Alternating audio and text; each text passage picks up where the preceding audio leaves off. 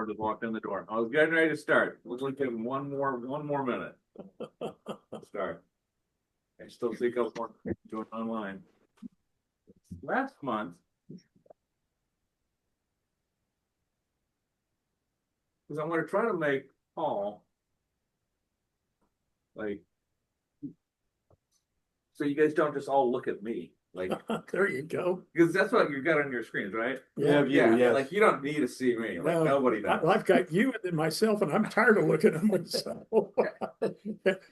Yeah. And you've got you. Gallery. You pronounce there. There we go. Let's do that. Okay. Here. Gallery. Gallery. There. Yeah, because you need to train us on. No, I know better than to try to train you guys. No, you guys just leave all this stuff alone. It's the bigger problem. Yeah. I used to have stickers that said "Don't touch." Now I gotta figure out which ones. I got another just showed. We're starting to get a crowd. All right. What's your name? D. All right.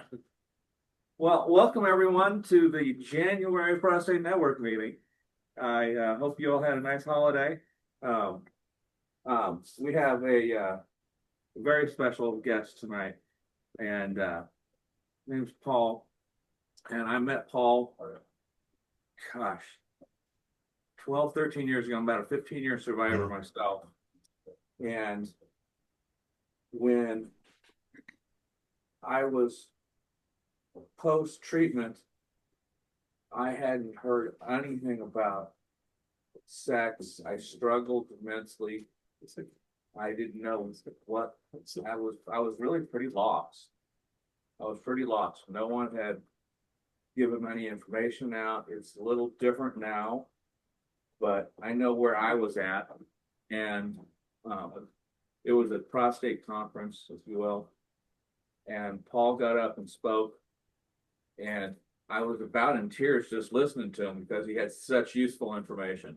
And he's a survivor himself, and he's got all sorts of information. And I know that he was a great help for me personally.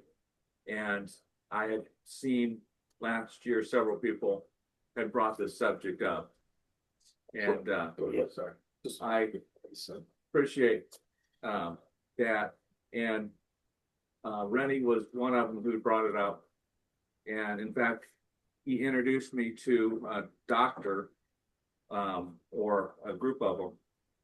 And we will go there as far as the medical side of this subject at a later meeting this year. But this is much deeper subject of that than just the medical side of erections. There's so much more to the subject. And so we've got a really good turnout tonight. And so we're going to use the egg timer and the chicken after Paul says a few things, because I want everyone who has a question to, or some kind of feedback, to have an opportunity to. So we have to kind of limit it to just a few minutes apiece in order to get everybody, because I know that what you guys will ask, there's probably 10 more people just couldn't even think of it. They want to know the same questions, but they don't even know to ask it, right? And so the gist of us together bringing all these things up, I think, is the power that will make this an incredibly important evening for all of us. And I hope it helps you guys as much as what I got out years ago. And I think it's an immensely important subject that's just not talked about. One last thing was, there was some doctors in that room when Paul got up and spoke, and he asked them, and this one always stuck out to me, and it has all these years later. He asked them if they had ever been trained to talk about this subject, and they were like, no. And they were like, well, are you comfortable talking about it? And they're like, no. and I thought to myself, oh my God. And what Paul is doing, and I hope he wants to talk about what he does now for his work and how it kind of brought us all here together. But I remember after I met Paul, I was so moved by it and it was in a meeting right around the corner here with Dr. Jensen, who's the cancer center director. And I said, you guys need a Paul. And we still don't have a Paul. We still don't have a Paul. And so you guys get a taste of Paul tonight, and you will not find that, as far as I know. And it is one of my questions to Paul is if there's any way to help us as a whole go, Dr. Jensen, you better get us damn Paul son soon. Like, so with that introduction, Paul, please take it away. And after you're done, we'll get the chicken out and egg timer. Okay, thank you. That's quite an introduction. I don't remember some of this crazy stuff I say, and I will say I'm not responsible for anything that comes out of my mouth. Okay, let's make that perfectly clear. I didn't mean to become a sex therapist. That's my job. I'm a sex therapist. I had prostate cancer at 45. My first career was an opera singer. My second career was a boarding school music teacher, because what else do you do with a master's degree in opera besides teach music at a boarding school? So I had prostate cancer. My first diagnosis was 45, surgery was 47. And I had this very famous surgeon, and he said, oh, 98% of my patients are perfectly fine, and he's a liar. And I now know that all surgeons are liars. The aftercare was so horrible that I got mad and I started my website, Frank Talk, which is now 17 years old. I cannot believe that. In the last 6 months, it's exploded, and Frank Talk has 2 million men a month. Wow. Sorry, I get really choked up.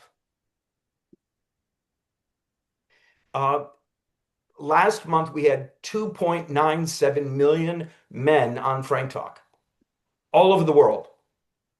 It's crazy. So I'm in this business. I'm in a men's sexual medicine practice in New York City. It's the largest men's sexual medicine practice in the country by far. It's one doctor, 62 employees, 2 large offices. I mean, and I see about 1,000 different men a year. I see every patient that comes in the door. Most of our patients are not prostate cancers because their urologists will not refer them to us, because capitalism and medicine are in bed together, right? So medicine is a money-making venture. You cannot lose a patient to another doctor because you are losing money. So, but I hang out with urologists all the time. I go to the Urology Association. I go to the Sexual Medicine Society. I'm in that space. I'm also a sex therapist. I hang out with sex therapists. I will tell you, most of my life I spend angry at doctors, and most of my life I spend angry at sex therapists. They each have part of an answer, but they don't acknowledge that they only have part of an answer, and neither of them are willing to talk to each other to put it all together. So I will tell you, and yes, as far as I know, I'm the only one in the country that does what I do, which is terrible, absolutely terrible. If I could give you guys if I could say something right off the bat, if your doctor is not guaranteeing you a great sex life, you have a bad doctor. Fire him. He is unethical. He's failing you. He's a terrible person. Okay? I have a friend who's a therapist that worked with doctors. He said, Paul, one thing you need to understand, surgeons are known for having terrible bedside manners, right? We all know this. A urologist is a surgeon, right? That's what they were taught to do. And he explained it to me like this. He said, you need to realize most surgeons are somewhere on the autism spectrum. So they don't like to talk to people. They don't like to communicate. They don't empathize. They don't like to talk about feelings. And God help us, they don't like to talk about sex. But that's good. If you went to college, I want you to think about your pre-med students. Who is having more sex? The political science majors or the pre-med guys? Political science. Political science. If you want to know how to have sex, go to Congress, okay? If you want to know how to go to have sex, do not talk to a doctor, they are the most asexual people and profession on the face of the earth. And yet men turn to them as a culture, doctor, help me with my penis. And they're like, I don't even, I can't. They are so uncomfortable. They have no training in human sexuality. Even the sexual medicine doctors are really sexual surgeons. They're not, they will not teach you how to have sex. Okay? Second thing, we live in a culture, welcome to America, where nobody taught anyone how to have sex. All of us learned was from teenagers and porn. And so our understanding of sex is that we find somebody, we make up, we play with bits, we do oral, we stick it in, they come, I come there, that's it. That's sex. And most of you would agree that that's a sex scene, right? What you just did was not have sex. What you just did was recreate a porn scene. Because you don't know what else to do. Because we were all taught that that is sex. And as men, we were taught it's our job to show up to sex with a hard dick. Right? That is what we put that pressure on ourselves. Society puts that pressure on us. Every porn video you look at, every romantic novel, every romantic comedy, everywhere you look, it's the guy's job to show up and perform, right? We learn that all because no one is talking about how to have sex. And guess what? Even worse, if I asked everyone in this gathering today the definition of sex, we would probably come up with 24 different answers. There is no other topic in our society where everyone is allowed their own definition. And so what happens is one person says, let's have sex. Okay, let's have sex. And we're talking about two different things. It's terrible. So this part of this is we are trapped in an American culture, in a Western culture that is terribly uncomfortable about sex. Okay?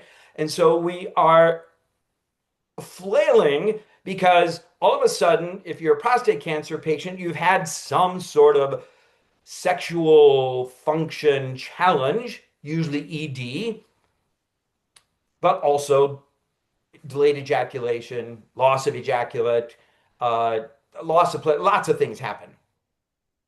And as men, we've been taught if we don't show up with a hard dick, I have failed as a man.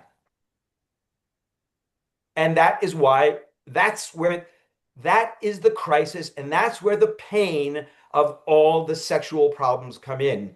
Because men, the pain is in your penis, it's in your soul, it's in your brain, it's in your self-worth, your identity, your sense of failure, your sense of being broken, your sense of not being good enough. Because we've been told it's our job to show up to sex with a hard dick.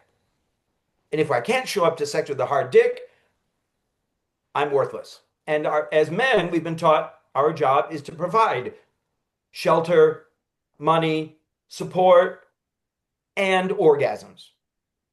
Right? How many guys say this to me? Oh, no, it's all about her. I please my partner. It's all about them. I'm like, that's not healthy at all.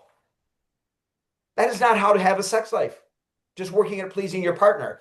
Because the subconscious part of that is, if I please my partner, they will like me better, meaning I have to earn love. That's that part of the equation nobody talks about. This idea of focusing on your partner's pleasure means, I did it. Maybe they'll like me better. If I give her 14 orgasms, she'll like me more. I'm worth something if I gave her orgasms. I've done my job. And that's the subconscious message that we were all taught growing up from the cradle to the grave. Okay? That men have to earn love and earn validation, and we earn sex by doing all the right things. And so I am in the process of writing a book. It's called The Man's Guide to Sex. It's not about your dick. Right? I tell guys all the time, women really don't like dicks. If you think about when you were teenagers, who was drawing penises on the chalkboard in books and bathroom walls? Not the girls. Boys think dicks are hysterical and great and funny and amazing. Most women are like, it's just a dick. And most women are also tired of guys coming at them with a hard dick. But that's a different conversation. We'll talk about that another time. But For us, in the prostate cancer community, we're surrounded by doctors who don't know anything about sex. And they tell you, oh, just wait for it to come back, wait for it to come back. Well, that's stupid. Because getting you an erection is the easiest thing in medical science. Even after you're dead, we can give you a boner. Okay? So if you're going through life without a working penis, you have a bad doctor, fire him or her. Okay? Generally, the female urologists are better than the men. So getting an erection is really quite simple. Okay? It's really not difficult. But what drives me nuts are the men who stop having sex because they don't have an erection. And that's when I say, okay, we need to learn to have lesbian sex then. Okay? And most women are thrilled, especially women over menopause age are thrilled to give intercourse a break. Or they're like, I had one wife, she said, listen, intercourse, 2 minutes is more than enough for me. And the guy was like, what? So we have all these beliefs that are wrapped up in our penis and what it symbolizes and what it means to us. And almost all those beliefs are wrong. So I'll close in just a second, but the definition of sex, and this is not my definition, this is a very wise guy in California who said, first of all, sex is a language. It's a form of communication. And the language of sex is touch. Therefore, it's touch that communicates to my partner how I feel about them. I'm going to say that one more time. Sex is touch that communicates to my partner how I feel about them. Okay? So think of all the different ways you can touch your partner in a way that can be frisky, playful, funny, languid, relaxed, exhausted, erotic, passionate, squeezing, spanking, biting, licking, tickling, all kinds of ways that you can communicate to your partner how you feel about them that day. And guess what? You have sex the next day, you feel about them a little bit different the next day than you did the day before. So that every time how you are touching your partner, the sex is very different, which is very different than what we were all taught, which is we do those same 5 things: make out, play with tits, do oral, stick it in, she comes, you come, right? That gets really boring after 10 years. You do the same thing. If you learn to have sex that's communicating your feelings, that is an endless supply of feelings that you can explain to your partner. Does that make sense? So that is what sex is. Sex is not about your dick. A penis and vagina is really about making babies. And most people here I'm looking are past baby age, right? And so the reason, I promise I'll stop eventually, but I get on a roll here. No, we learn how to have sex based on this porn idea, right? Which is really reproduction. And we have 60-year-olds who are angry that they can't have the same sex they had at 20. And I'm like, you don't have the same knees, you don't have the same eyes, right? You don't have the same teeth, you don't have the same back, you don't have the same nothing about you is like you were 20, but you think for somehow sex should be like it was when I was 20. No, as we get older, I hope all of you had a career, and as you got older, you started to work smarter, not harder, right? Same thing with sex. As you get older, sex becomes more and more spiritual and emotional and less physical. When you're young, you don't have much going for you other than you're young and have a better body, right? And you can make a baby. So that's what nature designs us to do. As we get older, the sex becomes much more spiritual, much more about touch, communication, and the goal of sex is not an orgasm. You can give yourself an orgasm better than your partner can. The goal of sex is connection, bonding, validation, desire, understood, being seen, being heard, being accepted, all those wonderful things that we put under the umbrella of intimacy. Okay? So I know I'm sort of dumping a whole bunch of stuff on you guys right now, right out of the bat, but you can say, God, would this guy shut up? So that's what I teach guys in a nutshell. All the medical stuff, yes, we can go over that. 3/4 of prostate cancer guys end up with low testosterone. It used to be testosterone was thought that it caused prostate cancer. Now we know the reverse is true. And unless you have metastatic castration-resistant prostate cancer, then you can't take testosterone. But most guys who've had a radical prostatectomy need testosterone.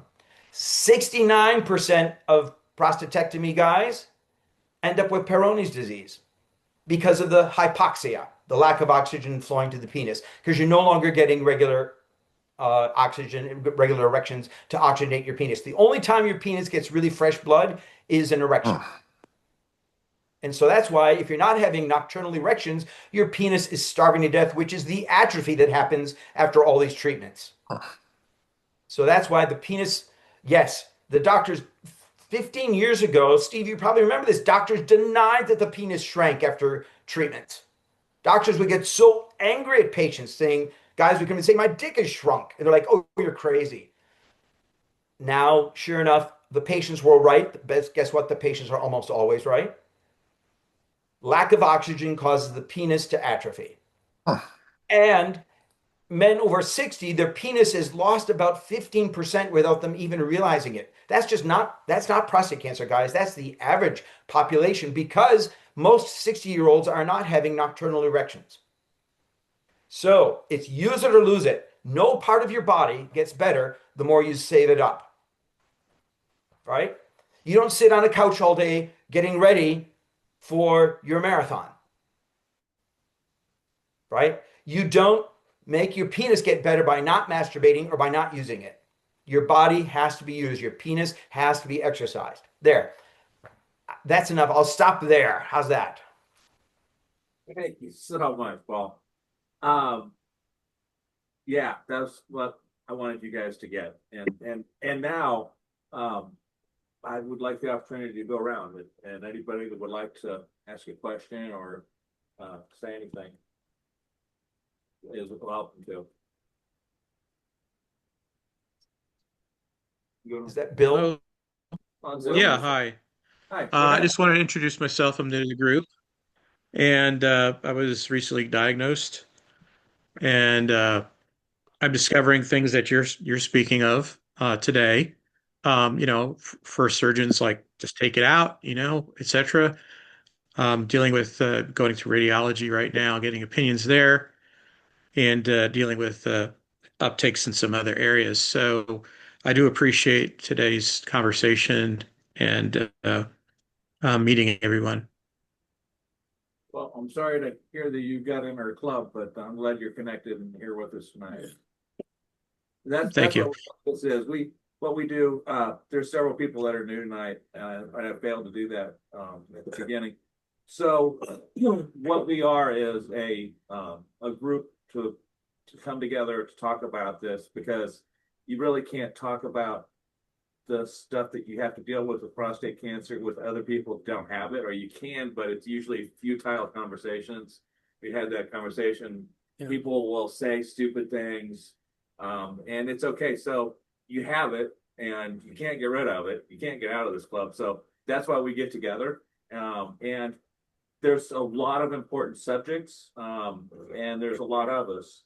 And so what we do is, about every other meeting, we have a speaker, someone like Paul, with some knowledge, and then we don't have on the other nights. So we have a chance more to go around the room to help, especially the newly diagnosed guys that are trying to figure out what they're going to do, because there's a lot of complicated decisions, and we're not going to give you medical advice, but we do have lots of advice. One of the key advices for the new guys is, as you're trying to decide what to do, is to get comfortable. There is when you are diagnosed and they say, okay, here's your options, you have to decide what to do. And the most important thing is to get comfortable and get confident in your decision. There is no do-overs. So once you say, here's what I'm going to go do, you need to have the confidence that you made the right choice of what to do and where to do it. And you get the best outcomes too, both physically and mentally, if you have that confidence to not go back and second guess yourself. So I encourage you to, don't ignore it. And make your decision process take like a year or two, but it's okay to take some time, some months, and to get comfortable. It's really important. Some guys need to get to 2 different places. Some people need to get on an airplane. Whatever you need to do to get comfortable, just do that. So we'll be Okay. here. And Frank, I'm sorry. Yeah. So Paul, I was going to ask Paul. You said your talk was Frank Talk. Is that a website? Is that a It's franktalk.org. .org? Okay. Thank you. Yeah. Thank And you, it's, sir. just so you know, I started it. It's not me. It's man to man. It's the equivalent of this, but for sexual issues. All right. I appreciate it. Yeah. Thank you.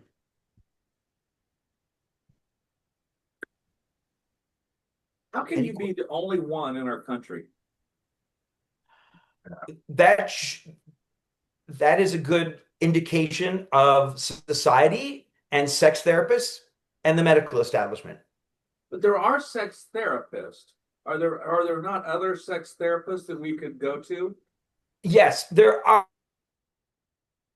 sex therapists. So just like, I get frustrated with the doctors because it's all about getting boners and that's it. It's like, they don't look at the whole person. Whereas the sex therapists tend to just look at like the average prostate cancer guy. They will work on they will work. They reinforce the idea that the goal is to get back to intercourse, right?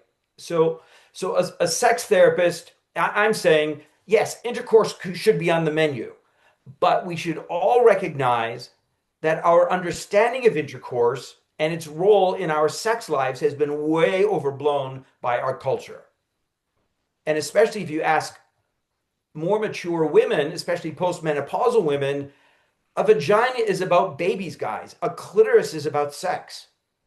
But we think a vagina is about sex. And so we die for that vagina every time. And it's like, it's dried up, it's thinner, it's less comfortable. For many women, it's just painful. And so what happens is many sex therapists aren't equipped to deal with prostate cancer, guys, first of all, right? Because I just did a talk at the American Urological Association last June. The trauma of prostate cancer, nobody talks about, right? You should all be in therapy, in trauma therapy, right? The diagnosis is a trauma. The treatment is a trauma. The side effects of the treatment are a trauma. What it does to your relationship is a trauma. What it can do to your finances and your job and your way of life is a huge trauma. Prostate cancers are walking trauma victims, and nobody talks about that. And so most sex therapists will say, well, let's help you get used to having a limp dick. And I'm like, that's good. That's only part of the job that they should be doing, right? Nobody talks about the very real grief of losing ejaculate. They make a joke out of it. Some guys, it doesn't bother. That's great. I would say more than half the men, it does bother, right? Loss of semen, it doesn't matter. It's irrational. It doesn't have to make sense, but a lot of men really, really miss the fact that they no longer ejaculate anything. Orgasms are different. Everything about sex is different. The arousal, your libido is different, right? If you have low testosterone, if you're not androgen deprivation, you have no libido. That's a trauma. And so most sex therapists are not equipped to deal with the huge range of issues that walk in the door with every prostate cancer patient. That's a very long answer to the very. So we need more sex therapists to get prostate cancer. Yes, well, to get trained. But I will tell you, sex therapists, they'd much rather do a class on BDSM and kink than it is just to help an average guy with erection issues. Yeah. Right. So it's sort of it's a weird population, and yeah. Do physical therapists play any role? You haven't talked about them. You talked about the doctors. What about the doctors? About physical therapists. Do they play a role in this? Physical therapists. Yes. So you probably have heard penile rehabilitation, right? they came out in a paper last year that, first of all, there was never such a thing, and big surprise, it doesn't work. The problem was it was more a marketing tool for surgeons to get guys to come back and remain a patient. Physical therapy, yes, pelvic floor physical therapy is really important for incontinence and things like that. But physical therapy of the penis really should involve a good muscle massage vibrator. Vibratory therapy helps heal nerves. It can also provide great orgasms. If you have a hard time getting an erection, you're like, I want to have an orgasm. It's hard to masturbate a flaccid penis. If you get a body massager, like a Hitachi magic wand or something that's very strong, not a sex toy vibrator, but a body massager vibrator, you can put your penis right on it and you will eventually have an orgasm. Huh. Things like that you should be doing on a regular basis. Everybody. Again, every guy should be reaching climax probably at least twice a week, if not more. Right? I mean, how often do you go to the gym? That's how often you should be reaching climax. And that's irregardless of age. Yeah, if you're 60, how often do you go to the gym? If you're 80, you probably don't go to the gym as often as you did when you were 50. But yeah, no part of your body will survive if you don't use it. If you stop using your arms, they shrivel up. Same thing goes with your penis. So, yeah, you can reach climax with a partner or without. Okay?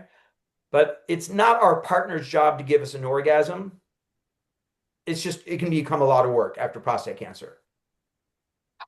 They can accompany you on it, but I had a young couple, some sex therapist, well, she should give her husband hand jobs 3 nights a week. And she said, I'm sick of that. I've been doing that for 5 years. I was like, what a terrible sex therapist. But yes, you should be reaching climax several times a week.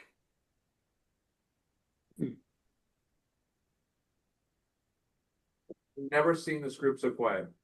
Have I stunned you all?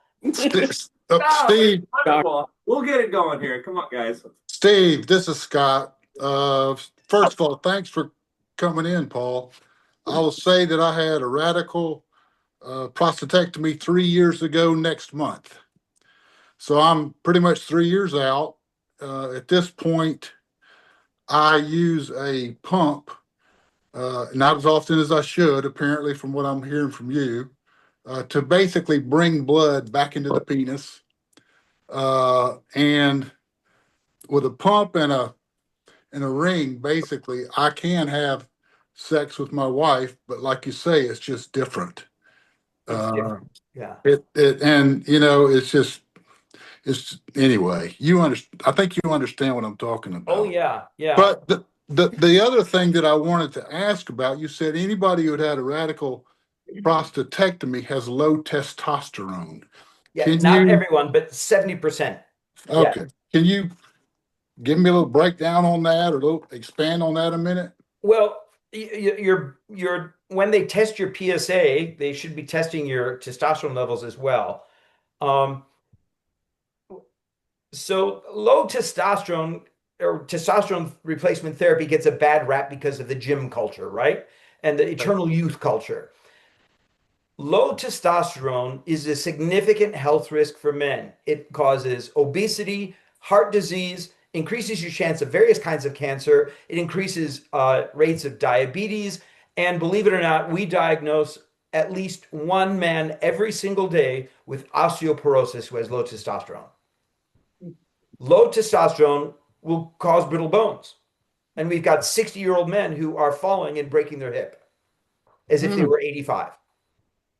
So low testosterone is a huge health risk for men.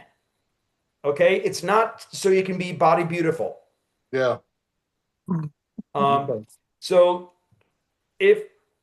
now 3 years out, if your PSA is 0, Which it is. Most doctors, if they're up on their research, that's the hard part. doctors are not good at continuing education, right? So if you have a PSA of 0, you're cancer free, and you find yourself tired at the end of the day, difficulty putting on muscle, belly fat, low libido, mental fog, lethargy, low motivation, that is all classic signs of low testosterone. Find a Okay. doctor to monitor your testosterone levels and get you on testosterone. Okay. We had a doctor, we have a thing, we did a called Q&A. And we let guys submit questions or doctors, and we would ask the group these questions and get answers. And we had a doctor submit a question, and we went around the room with this question. And it was, if you had successfully completed treatment, meaning you had your surgery or your radiation and your PSA was staying stable and low, would you be willing, and your testosterone was low, would you be willing to take a little tiny bit of risk in order to get back to a healthier state?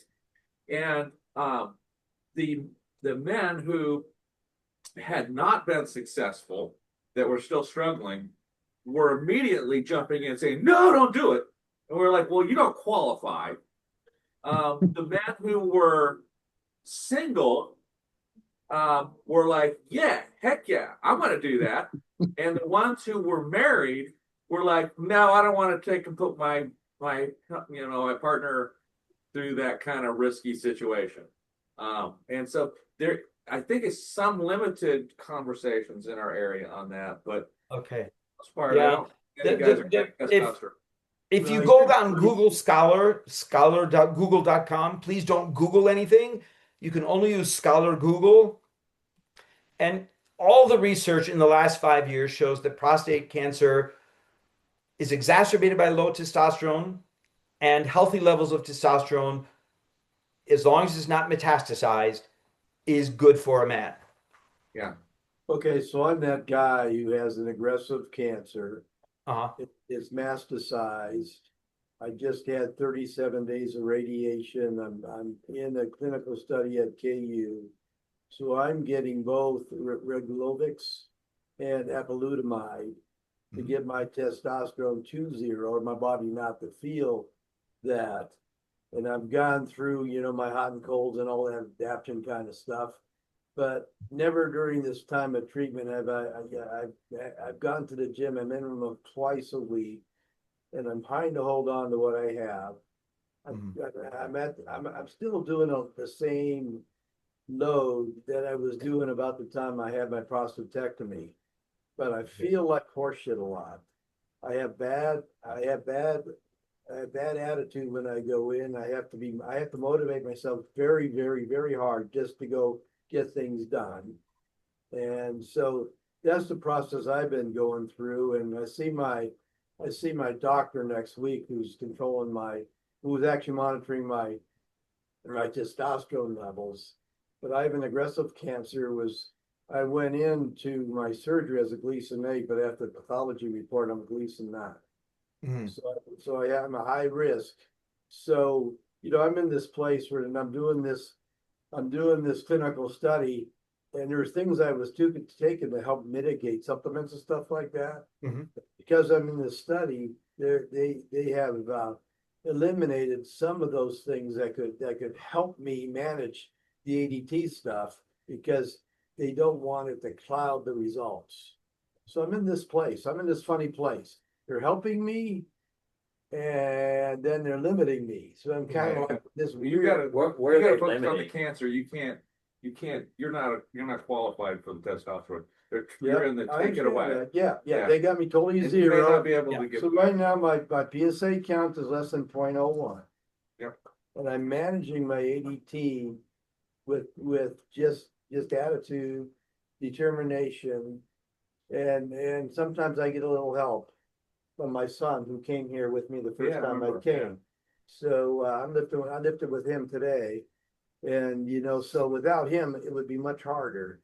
Okay. But I've been walking into this knowing there's going to be days where you're going to be walking into the gym already hurting and sore, because your medications are doing that to you. Sometimes they're going to tell you, that this isn't the day, but once you get going and starting to do it and you get past, you got these things that are maybe not real, but you feel. And you have to, and then, so that's what I've been managing. And, right now, I haven't really been worrying about sex. Right. Well, yes, and you reminded me to say something. The overwhelming, like 80% of prostate cancer guys have depression. Androgen deprivation almost guarantees depression. Mhm. So again, your urologists have failed you. Why aren't you signed up with a psychiatric nurse practitioner or a psychiatrist? You should at least be on something. I did see one, and I'm gonna tell you right now that depression isn't my problem. Sometimes my problem is motivation. And sometimes I'm coping well with the diminishment I'm getting through my medication. I'm an old D1 track guy. Yeah, we just don't give up. So I'm using some of those things here, and that attitude and that personality that kind of got groomed to me back in the day, saying, you might not feel like shit today, but I learned that back in the day, you didn't want to go for a run, but once you took your first step and ran for, a quarter of a mile, you were feeling really damn good. So that's kind of the way I operate now. Good, good. But just so everyone should know, low testosterone in the average population, we get 35-year-old guys with low testosterone, and they have anxiety or depression or both. So I'm not You're gonna doing- lie. You're I'm doing not the gonna right things. I'm not gonna lie and say I haven't had days with those feels, yeah, but they haven't been lingering. And I Good. usually pass them. good. All right, we have an app, and the gist of our app, the purpose of it is, we call it stacking the deck in your favor. If you get prostate cancer, the odds of you getting depression are like almost guaranteed. And the number one and two things you can do to combat that mental health stuff is diet and exercise. And then also on top of it, the survival rates and the side effects of your treatments, those are the really best things you can do. And so anybody that's new, I'd encourage you to give it a try. It's basically our shot at trying to get all those guys that we can't get into our meeting and try to pump our propaganda into them about diet and exercise. But I commend you. You're doing everything you can. Yeah, and I Just will hang in there. I will support Paul too, because the doctors aren't part of this motivation thing. Yeah, they're focused on the cancer. We Yeah. got to give them credit. So we're here because of them, but we're so much more complicated than just having cancer. We got all this other shit going on. So I get a lot out of these meetings because, the people sharing their experiences. Some are like mine, some are not, but we're walking a path, and it's nice to have people you can lean on. That's what we're here for. Is there others out there online or in the person in here? You kind of started this. You got to have a lot of questions here. Oh, I have 1,000 questions, but Shoot away. well, first of all, thank you, Dr. Talk, because this is a topic nobody talks about. Once we get surgery or radiation, it's a trauma, like you mentioned, and we don't know how to get out of it. Because since my surgery in 2024, October 17, my life has changed. My marriage is almost at the edge of going to the deep, because I don't know how to initiate the sexual life we have with my wife again, because the lack of erection, I don't know how to overcome that trauma, which I understand is physical and mentally. And I would like to ask Dr. Talk if he can give me a hint how to overcome this. So does your doctor, are you on trimix or bimix injections or anything? Well, at the moment, he told me to try 4 Cialis pills, 5 milligrams, or get. But wait, you had surgery like a year and a half ago or a year ago. Almost 14 months. Okay. Cialis and Viagra. No, again, so you need to find a new urologist because he's not helping. You should, first of all, the pills don't work after surgery because of nerve damage. The pills only work if your nerves are intact. Okay? Why do they make you All the oral medications, I'm just going to explain how they work. Most people don't understand how oral medications work. When your body begins the arousal process, your brain and the nerve endings secrete a molecule of nitric oxide, right? Which goes through it, which is into your penis in the little cells in the penis. The nitric oxide goes through that cell and goes through a four-stage chemical reaction where the cell wall then relaxes and the little ball of blood blows up like a balloon by the billions, and that's an erection. Your body manufactures an enzyme that tries to kill that process. Okay? And that's called phosphodiesterase number 5. The pills that we take, all they do is gobble up the PDE5 so that it can stop killing your erections. So the pills only make it easier to get an erection. They don't give you an erection. After surgery, there's always nerve damage. Your nerves are traumatized. They're bruised, they're stretched. Even if they're not cut, they're traumatized. With traumatized nerves, the pills are never, never, never going to work. They just don't. Because the nerves aren't squirting nitric oxide into the blood to make the cell wall relax. Okay? So you're taking these pills to gobble up the PDE5 that's not doing anything anyway. So that's a perfect example of, he's a prostate guy. He's not a sexual medicine guy. You're in Kansas City, right? Yeah. So who are your sex med guys in Kansas City? So we're gonna have in probably March a sex Battery, hi. fills in the Trimax kind of doctor that will come talk to us about those type of things. Okay. But Okay. I wanted to make sure that we had Paul first because there's so much more to this than just Yeah. Right. Are you familiar with Heard about SMSN8? that person out. That was it. Then you really missed the whole boat. I just want you to know. Right. Well, you know, for me, what Paul was saying, which I could do better with my wife is the language of touch. You know, just I you know, when we do the hug or sit by and just start side by side and all that kind of thing, you know, you get that feeling, you know, and we, you know, and I had a friend of mine whose you know, wife went through some issues and things like that too. So the intercourse thing went away, but he goes the extra mile and she goes the extra mile just to spend that little bit of time, like just holding a hand or putting an arm around, watching her show instead of his football game, that kind of stuff. And I'm horrible at that, but I mean, I'm saying that, you know, your message right there, I think spoke to me probably stronger than anything else at the moment where I am right now.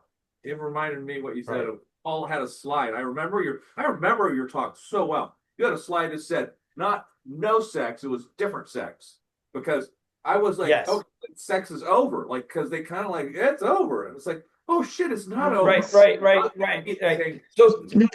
back to the man that was just asking about, you feel like your marriage is on the edge. The reason your marriage is on the edge is not because of your dick, right? The reason your marriage is on the edge is because you've probably, without realizing it, we all do it as men, we pull back because I'm not going to do an erotic touch because that means we have to have sex and that means fucking and I can't fuck, therefore I'm not going to do it. Right? And so we stop touching. There's a book online. Would you please Google Ultimate Erotic Massage? There's a PDF of this book. I give it to all my patients.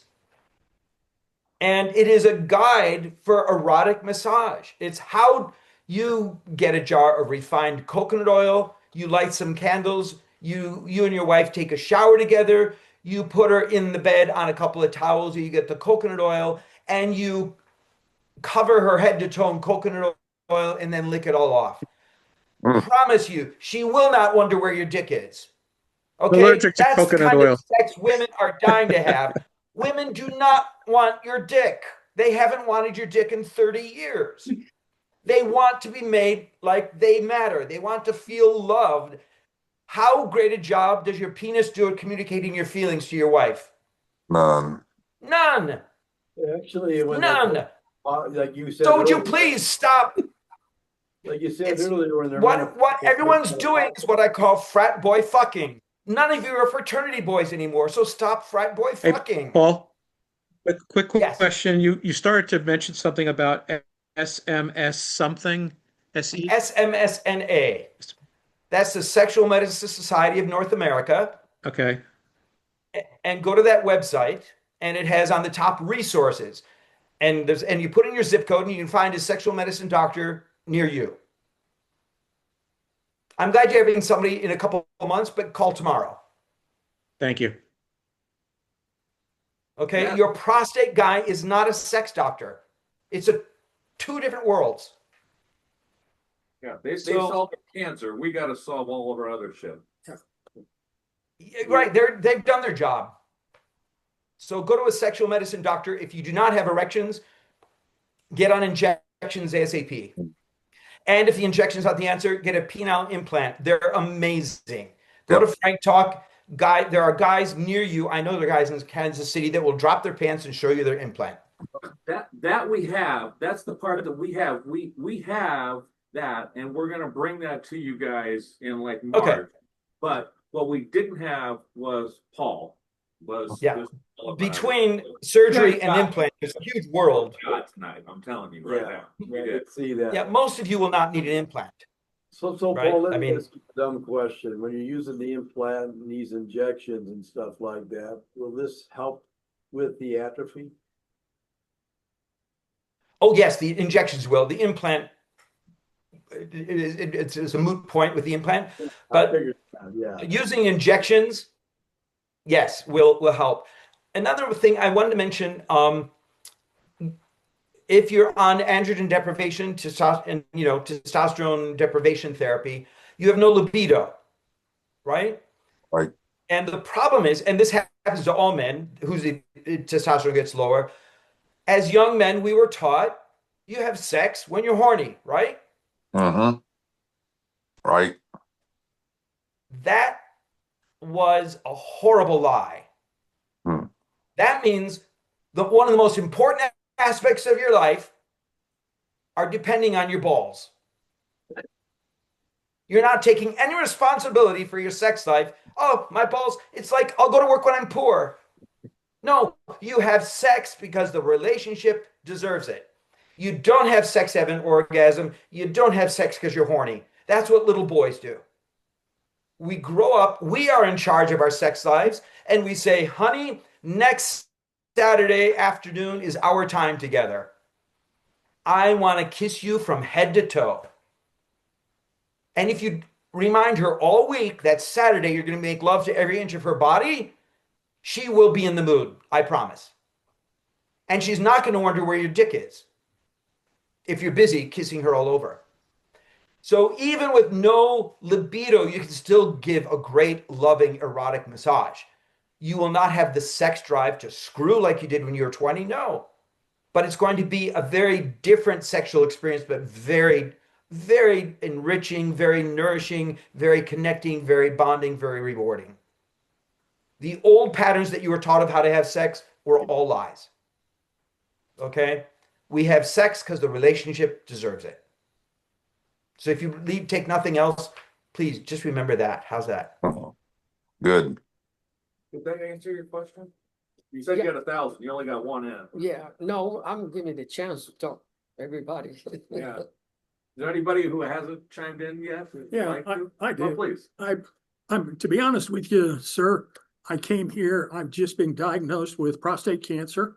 I've kind of made my decision as to the 3-step process that I'm going to go through. And so I was trying to get some information from people in this room as to maybe if they've been through it or what they experienced. And to be honest with you, I'm somewhat depressed.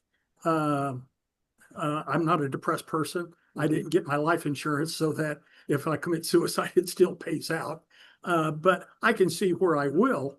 But I'm going to have the hormone therapy, and so I'd like to be curious as to what are the real side effects. I mean, you read about them. You can, to me, you can be internet stupid, I think. And so, what are the real side effects for hormone therapy? Not so that I can have sex, not to throw water on your parade. I'm trying to keep my life. Yeah, you are not to the point where you're struggling with what you're gonna. What we're talking about tonight.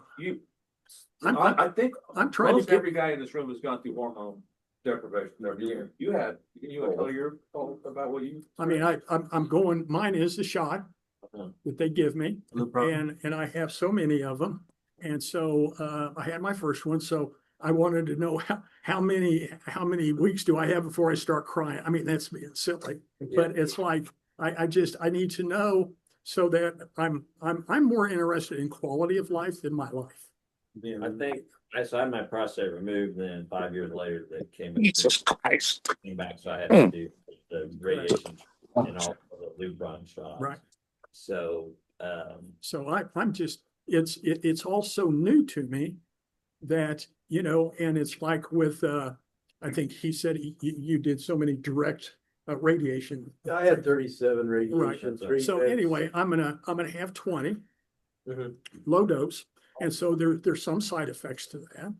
And so, but on the scales of having to go to the bathroom at night, I may do it once. I mean, I'm on a pretty good scale for all of the bad things that you have going in. So I came to try to get some ideas as to what to really expect. And I don't want to take up the whole meeting on that. These meetings are really for the guys who just got diagnosed. Right. And that's we had another substance. So, yeah, I'm gonna say what Steve was saying. So my experience, because I'm getting the double. Yeah, I'm getting both the Roglugovics and oral. I'm not getting the shots, and I'm taking that flutamide. So they're blocking me at dinner, and they're blocking me at receipt. So my body actually sees zero. Yeah. So and then when I was getting that heavy radiation, I was getting. So I was swinging like a pendulum. Yeah. I was super cold, and I had to put lots of shit on to keep me warm. And then 2 hours later, I'm swinging the other way, and I'm peeling everything because I'm like a furnace. And that kind of went like, okay, like the first 2.5 months. Yeah. But now that my radiation was over, the colds aren't happening anymore, and the intensity of my hot flashes are not as intense. So I think the body's making a jump. I'm getting into that menopause thing more readily. So, Steve, do you feel that that's more related? Because what I read I'm also going to do the seed implants. And so I don't know if anybody's done the seed implants. Did you? Yes. Okay. I did it in September. Did you? Yeah, I did that in September. It was like the worst. The recovery from that was worse than anything else I've been through. So so just prepare yourself for that. I had 42 seeds put into my prostate.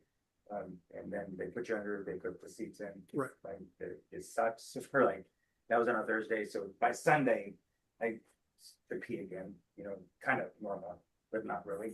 But it gave me a basis to kind of determine what other side effects are going to be after that. Right. So I just came through 25 radiation treatments. I just finished that in December 17th. congratulations. Thank you.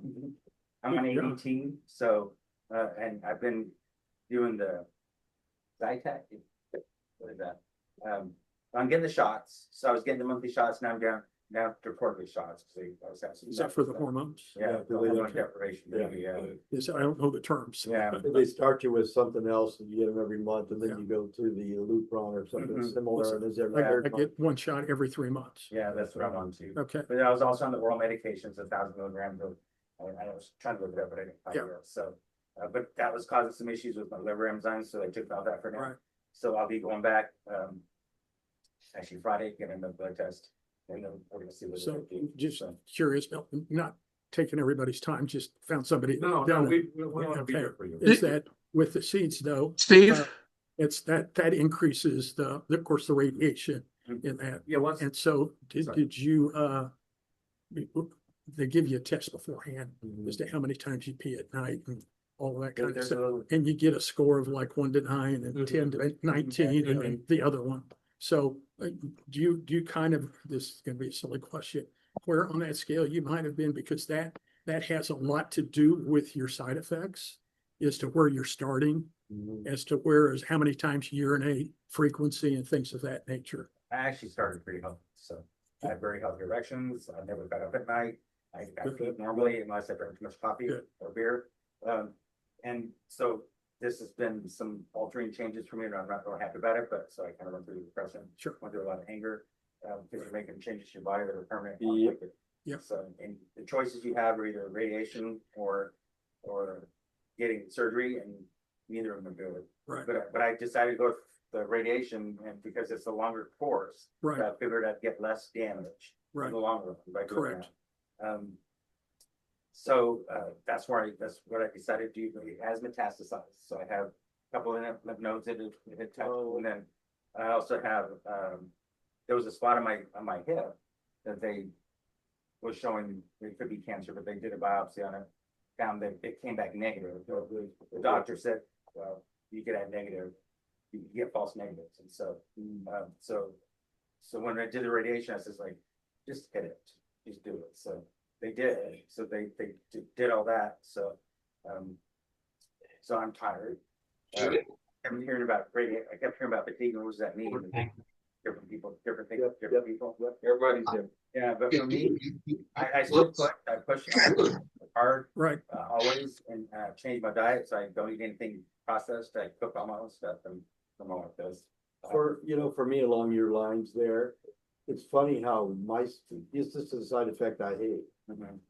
I urinate better at night than I do during the day. I'm a 2-hour cycle, and I urinate with volume. And during the daytime, I'm urinating small. That's really my frustration. Mhm. Well, I'm only emptying my bladder about 50%. So I've been about 4 times at night. So Hey, Phil, Michael, give me a call. I've got my massage therapist between Dude, noon and 1 tomorrow. hey, But I Steve? Yeah, there was somebody online that, and I'm trying to get to you here. Just Yeah. one more second. I'll quit for a while. No, that's No. Can I visit? So you with had to get that out. One thing I Okay. think what everybody said for you though, and I know I was working out stuff and so are you ahead of time, but I think in other sessions we've had is the exercise component seems to help everybody, even when you don't feel, I don't know what exercise you've been doing ahead of time, but that seems to be the thing on the side effects that helps battle Right. that. Pretty much Yeah, it's all, everybody would say that. the purpose of the app is to kind of make it relative. So for some guys, if you just go for a walk after dinner, Right. that would be a great improvement, right? Right. Now, for other guys, you got to do more rigorous things. Right. And so wherever you're at, we want you to just encourage you to take it just another little step forward, Yeah. because it'll help you with the side effects. It'll Right. help you with your recovery of your treatment. Right. It'll help your chances of it working. Right. It'll help with the mental aspects of it. And it's one of the things that, like, there's once you decide, so it's really hard to decide what to do. Yeah.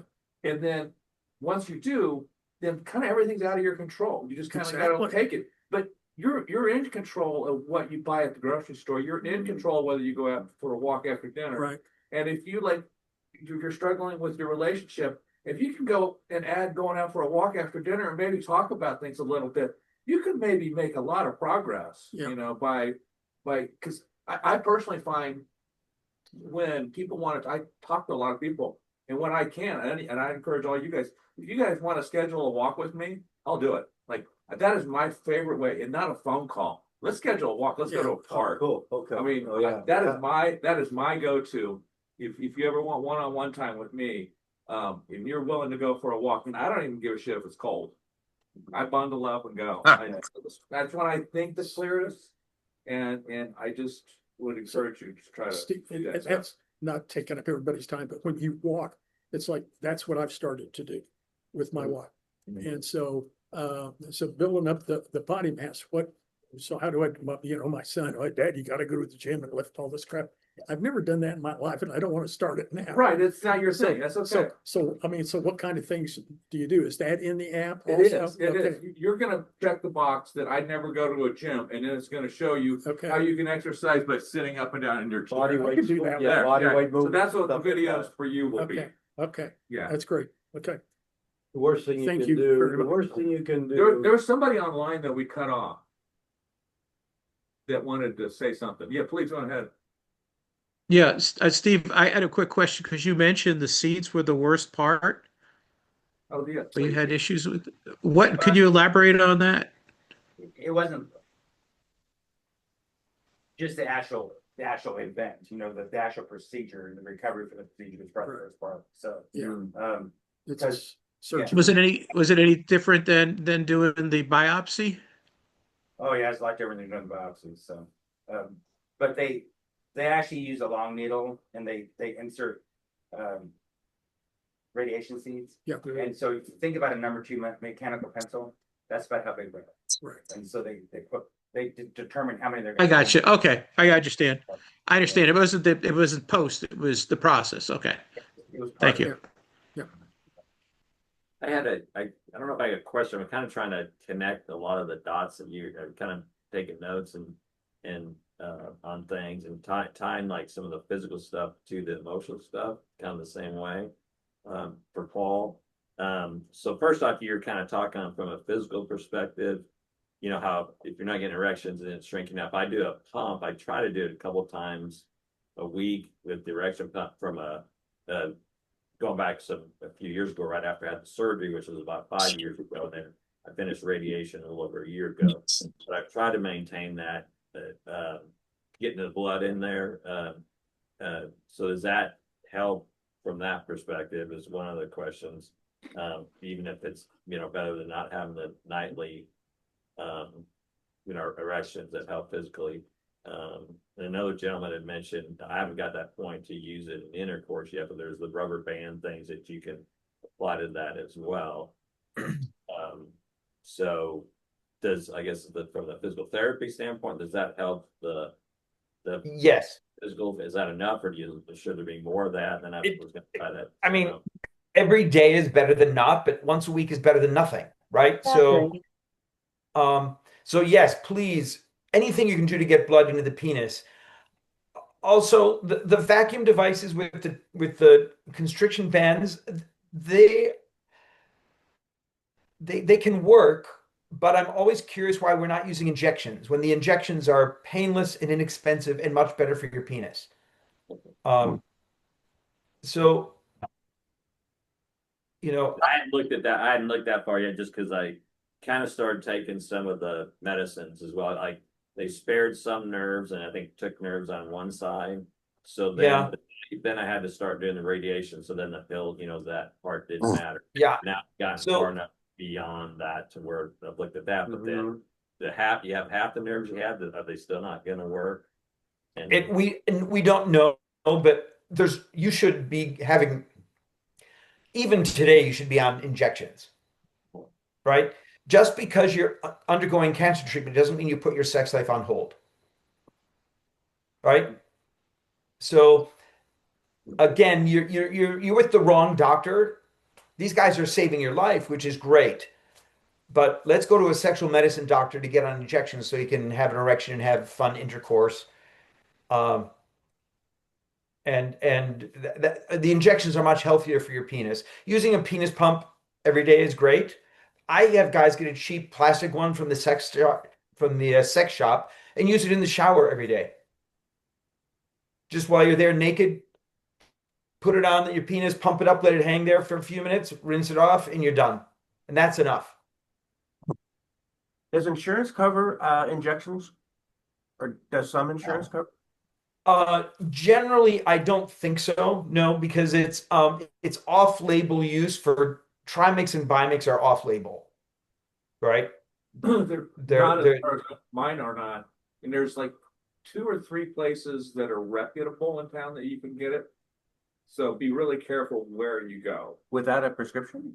You have to have a prescription, but But your doctor will call in prescription to a good place. be really But careful. it's like $100 for a vial that lasts 20 to 50 doses.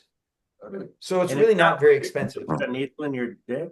The first I'm few just times terrified of the The idea. first few times it's so freaky. It's a horror movie, yeah. It is the smallest. Well, I had given myself shots, allergy shots, because Okay. I had in college they discovered I was allergic to beer, and I was getting really sick, and they gave me these shots, and I had to hike across campus up a hill to this place to give me the shots. I'm like, can I just do it myself? And so for me, it wasn't so freaky putting a needle in me, but this is like the tiniest little thing, and you literally really can't even feel it. It is in your brain. Yeah. You're gonna be like, but there's really nothing to it, and it's 100% it works. I was giving myself. Well, yeah. If you want an erection, 'Cause I hate you needles. really, Yeah, me too. But you're gonna have to get. It's kind of like, I don't know. You're just gonna have to get over it if you want it, because it is the most effective tool we have for I was erection. giving myself. Yeah, it's an insulin needle. The little needles, mistletoe. Yeah, did it bother you? First time. And then you got over it. Same like right? Yeah, Yeah, this will well, be the same thing. You'll get over it. It's Like, not like I can't wait till I do it again.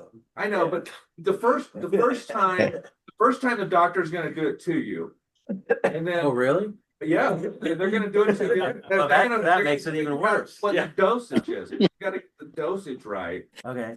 And so they're gonna make sure that it works, and Okay. then it goes down too. So the doctor's gonna give you an erection and just leave the room and say, hey, tell me how it works out, or?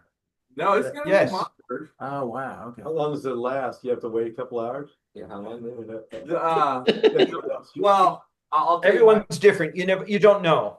You don't know. Mine Everyone's was the different. first time I'd had an erection in years when he gave it to me, and it was so fucking great. I was ready to walk around the hospital looking for a woman. I was like, holy shit! I'm so excited, and it didn't go down. Another shot to make it go down. Oh, wow. So they gave me too much, right? Okay. And so then they kind of dialed it back. We figured out the right amount, and Okay. so for me, I wanted to mention that. a really tiny amount, and I have to take the cold pills that you have to show your license. Sudafed. for. Like Sudafed? Yeah, you got Sudafed. a good one, whatever one. If I take a couple of those after I get done having sex, then the erection goes away. Oh. So that's my routine. See, that's what I discovered as well.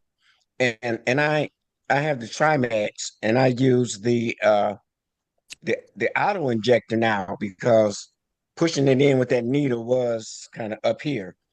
But with the auto injector, you just cock it, hit that button, and it just pushes it in. Yeah.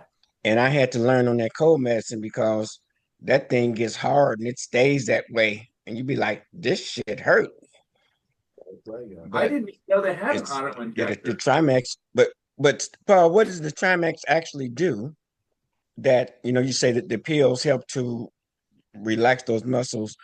When that injection comes in, what does it actually do to cause that type of erection? This is college biology. There are two pathways to make those cell walls relax, and the nitric oxide is one pathway. This other drug acts directly on the cell membranes and forces them to relax. Okay, and you should not have too long an erection. A good doctor will titrate the dose very slowly so that you do not risk having a priapism. And the 4 hours is a myth. You can have an erection for 8 or 12 hours and you're still fine. On TV, they say 4 hours, but that's because that's attorneys writing that. Okay. But yeah, the auto injector is a great thing. What's But an yeah, auto it injector works. exactly? You Sorry, put the what- you put the needle in it and you cock it, say like a gun, and then you just Yeah. push the button and it just shoots it in there. And believe me, it's a lot better than looking down there at that thing and pushing that mess in with that needle. Yeah. So please go to smsna.org. Any of those doctors will get you on injections tomorrow. I'd like to add one thing, if that's possible, Paul. This is my first time here, but I was diagnosed Gleason 9/4 4A in 2019, and it's now a 4B. Seem to be doing pretty well, but it's all with different combinations of ADT. I recently went off enzalutamide, and I haven't gone on something else in addition to the Lupron. One thing earlier on that I found very helpful, I'm struggling with this now, was a device called an ArcWave. Because my wife purchased that and also a pump. I found the pump to be to be a new experience in pain and not very helpful. But this ArcWave, basically like another type of receptacle, but it has electrical massage type components that did help me gain an erection when I couldn't without it. And so it wasn't like before, like you're continuing to say, but it's called an ArcWave, and I found it to be a helpful adjunct to the other things that we were doing. Oh, good. But I still experience all the psychological problems that everybody else does relative to not being able to get an erection. Working around it, but it remains probably an ego thing, but it remains problematic. Yeah. But that device helped. Yeah. Anything that helps pleasure, anything that feels good, use it. And I will be seeing my urologist in a couple of weeks, and I will ask him about the injections. That's all I got. Thank you for sharing that. I had never heard of this ArcWave. Yeah, it's worth a try. Where did you find it? Carol, where did you find it? It's on Amazon. Amazon. Okay, Yeah. great. So you know all about it. So, Yeah, I don't want to know try. what- Yeah. I don't know if I can talk or not. It's all men. sure you can. This, This- I don't know where I got it, and I found it, and he used it. I don't want my. Okay.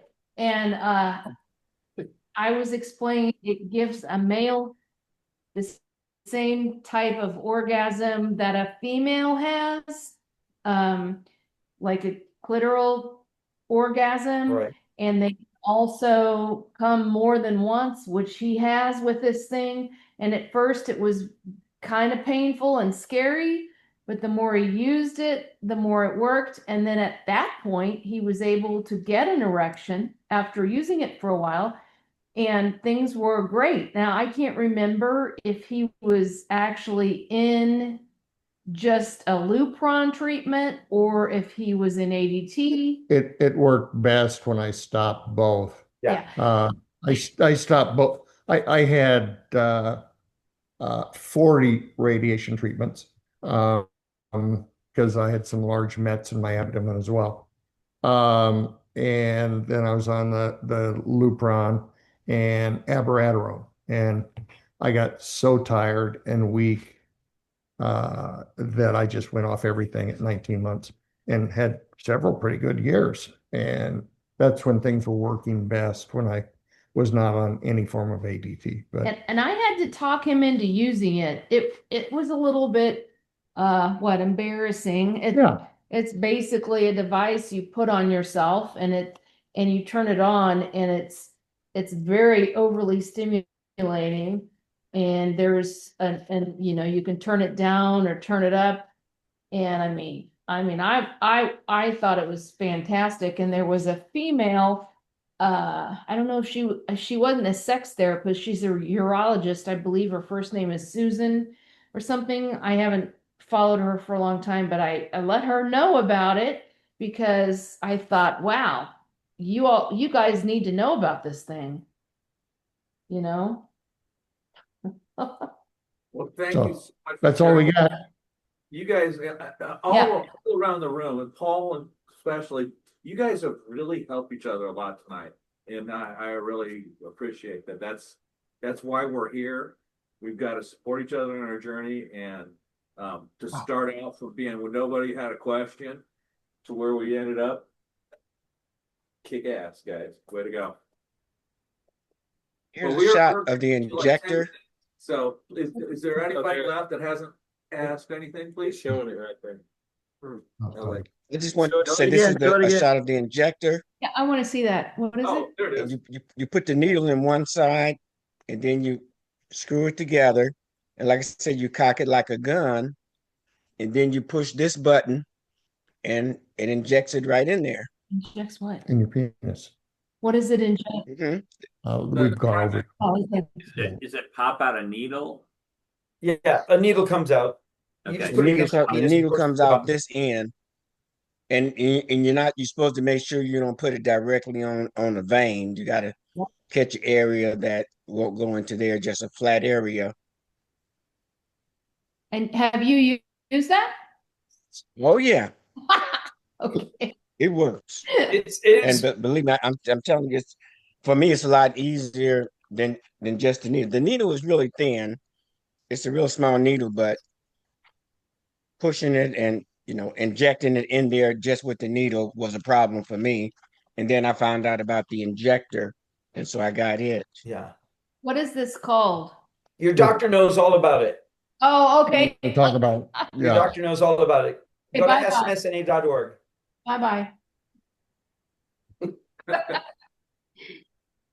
Is there anyone else before we run out of time here tonight? Yeah, one other thing, you kind of talked about the emotional aspect, and I was trying to remember someone was talking before about like the drugs, because they're saying you just can't like pop in the drug. I guess maybe the injection's different, but if there's the Viagra or whatever, then you just can't take it and it works. So Yeah, you can't just watch a baseball game. You Yeah. gotta get in the act. So there's that aspect of getting to act like you would, I guess, traditionally. But if there's a chance for that to work, kind of some of the things that you're talking about doing, does that kind of lead into any help in that? I don't know if I'm asking the right question. Yeah, well, so a lot of men who are on androgen deprivation therapy, right? The testosterone deprivation, they say, I didn't have a sex drive, but once I started having sex, I enjoyed it. Right? So it is going to be a very different experience because you will not have the chemical arousal course through your body. Okay? You still can enjoy sex. There are some medications where I've not talked about tonight, which if you go to SMS, any of those doctors, PT 141 and Addy are two drugs that work on the brain to increase arousal. Oxytocin can be one. Rugiet is another medication that will make you intellectually aroused. But if the goal is to get back to what sex used to be, you will always be bitter and frustrated because it's never going to be the same again. Sex the way it was is gone forever. Have the funeral and move on to a new kind of sex. That's the most important thing. Don't chase trying to get it back to what it was. It's gone forever. Forever, forever, forever. And that's why you need a therapist to talk about the grief of that. You can have, in many ways, people say, my sex life post prostate cancer was better because it was more intentional, more mindful, more connecting, more loving. It wasn't going through that porn scene that we were all trained to do. So that's sort of doesn't answer your question, sort of. I mean, yeah, we can get you an erection, but erection doesn't mean you have great sex, right? That's why I tell everyone the goal is not to have erection. The goal is to connect and love. If I can go off topic for just 1 second, I just want to say to Willie C down there that I'm also a Vietnam veteran, United States Marine Corps, 1969, Chu Lai Da Nang.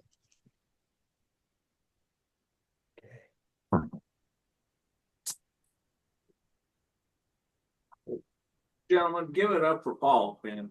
You are freaking world class, and thank you so much, Paul. we will always remember tonight, and Oh, yeah. yeah, it's true. It's been special. All you guys, thank you all. If you're new, we've got the gifts for you. There are shirts out there if anybody wanted to wear one. And we will be back here in February. And wish you all Happy New Year. Happy New Year, everybody. All right. Take care. Farewell. Thank you. Thanks. Mind blowing.